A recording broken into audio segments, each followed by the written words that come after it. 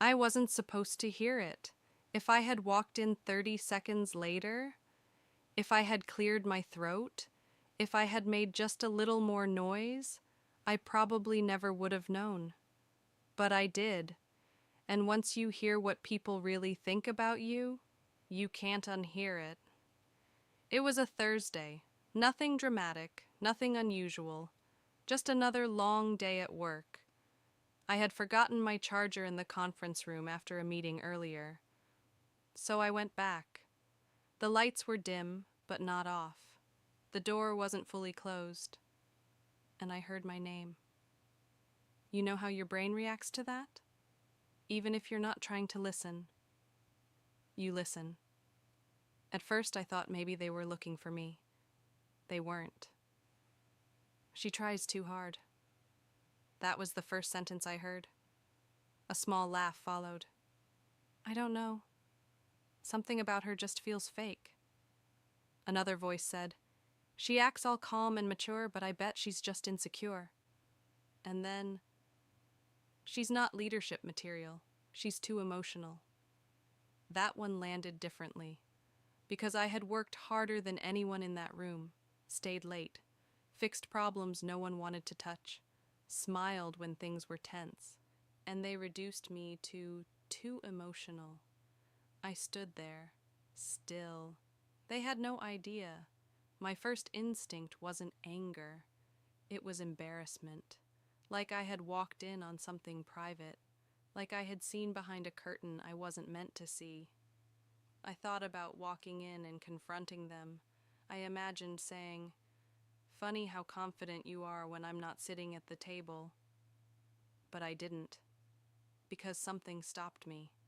Not fear. Clarity. You learn more from what people say when they don't know you're listening. The thing about betrayal isn't the words, it's the comfort. They were comfortable.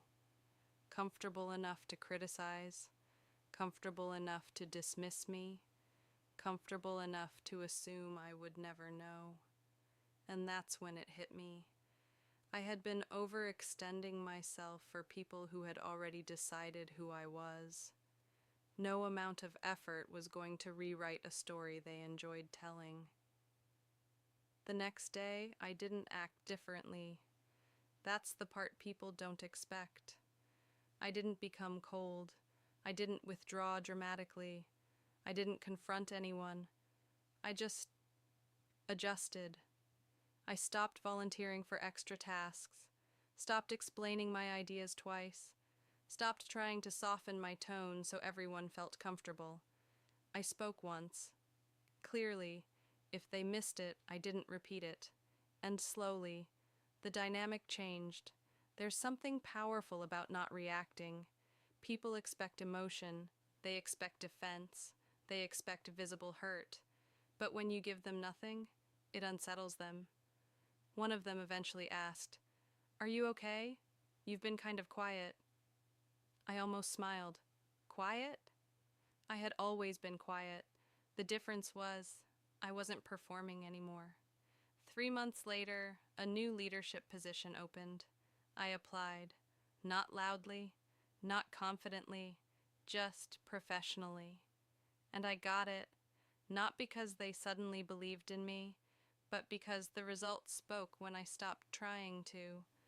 The same people who questioned my capability now had to report to me.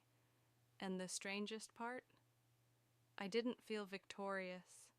I felt free. I never told them I heard that conversation. I didn't need to. Because sometimes the greatest advantage is knowing the truth without announcing that you do. If you've ever overheard what people really think about you, don't rush to correct it. Let them underestimate you. Let them get comfortable. And then let your growth speak so loudly they wonder when you changed. The truth is, I didn't change. I just stopped trying to be understood by people who had already made up their minds. And that made all the difference.